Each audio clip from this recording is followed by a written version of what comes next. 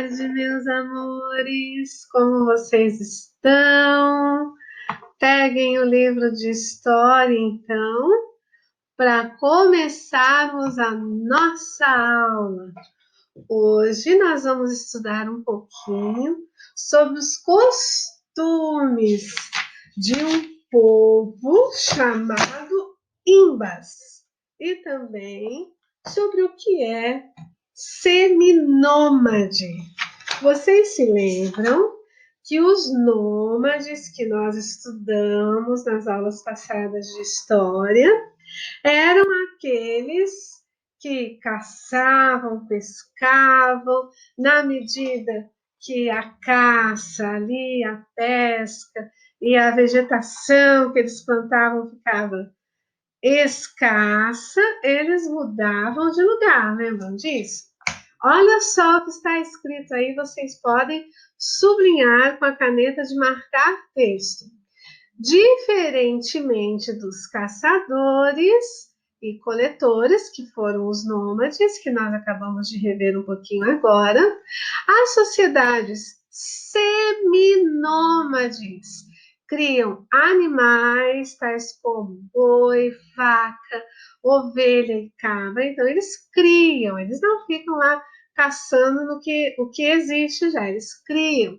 E se mudam de um lugar para o outro, conforme a necessidade dessas pastagens e água para o seu rebanho.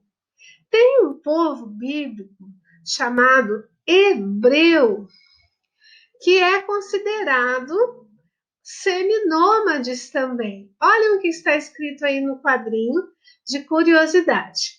Segundo o relato bíblico, Abraão é considerado o pai dos hebreus, que se tornaram a nação judaica. Abraão vivia em uma cidade chamada Ur, que tem 2000 anos antes de Cristo aproximadamente, lá na região da Mesopotâmia. Crianças, segundo orientações divinas, ele mudou-se com a sua família para uma terra localizada no Vale do Rio Jordão. Nessa época, essa terra era chamada de Canaã. A prof trouxe um vídeo que vai mostrar um pouquinho sobre esse lugar, tá? Tem aí do outro ladinho a explicação de como que Abraão vivia. Ele e os seus descendentes eram o quê? Pastores e criavam, como povos seminômades, criavam rebanhos, sendo necessário que eles saíssem de um lugar para o outro em busca de pastagem e água para esses animais. Eles viajavam a pé ou cavalgavam nos seus jumentinhos, vamos lá, caminhando lentamente, acompanhando o ritmo dos seus rebanhos de vacas e ovelhas com seus filhotinhos. Levavam das casas, aqui ó, já está começando um pouquinho de curiosidade a respeito do povo hebreu. Vamos ver?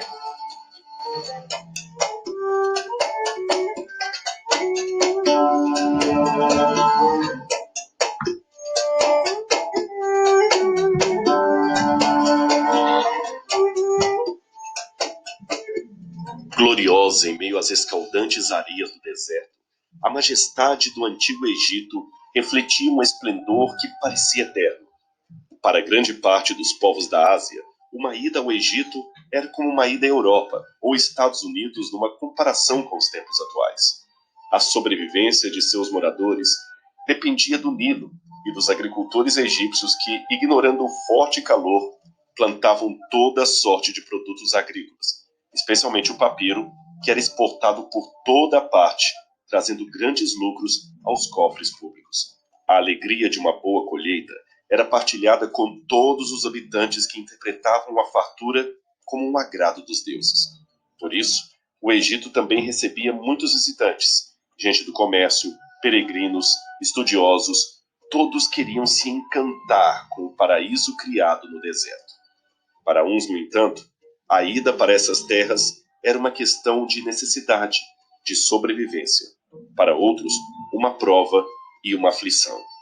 Assim foi com a vida de dois personagens do Antigo Testamento, Abraão e José. Sua passagem pelo Egito mudou não apenas a sua própria história, mas os rumos de toda uma nação. No programa de hoje, vamos conhecer como era a vida diária no Egito nos tempos patriarcais. Há evidências da família patriarcal descendo para morar aqui no Egito? Afinal de contas, como era a cultura e o dia a dia nas margens do rio nos tempos de José do Egito? O programa Evidências está só começando.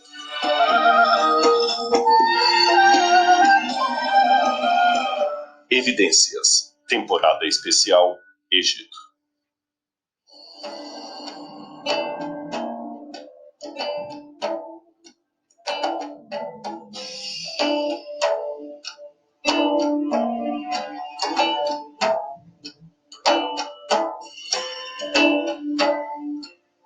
Por se localizar numa região desértica, o nordeste da África, o Egito sempre teve a sua vida ligada às águas desse rio e aos seus períodos de cheia, durante os quais o solo das margens seria fertilizado, tornando possível o desenvolvimento de uma agricultura capaz de sustentar enormes contingentes populacionais. Por esse motivo, na antiguidade o Egito era conhecido como o celeiro do Oriente. Por isso, as populações nômades e seminômades da região de Canaã eram constantemente atraídas para as margens do rio Nilo, especialmente em épocas de grande seca, isto é, de grande fome. Como não havia uma estação chuvosa propriamente dita, a garantia de água no Egito provinha das cheias do rio Nilo. Assim, a agricultura egípcia ganhava chuvas, isto é, cheias, de junho a setembro, período de aumento do volume das águas do Nilo.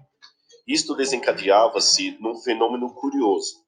O Nilo transbordava, mas fertilizava o solo, depositando matéria orgânica, humus, especialmente naquela área desértica.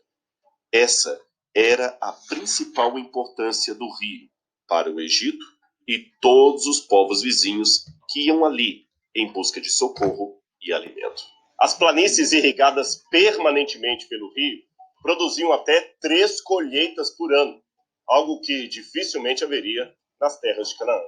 De fato, a viagem da promessa realizada por Abraão e sua família desde Ur e Harã até a terra de Canaã foi um episódio que envolvera decepção e fé. Para aqueles que viviam em terrenos planos e alagadiços como na Mesopotâmia, as descrições divinas pareciam muito significativas. Terra de montes e de vales.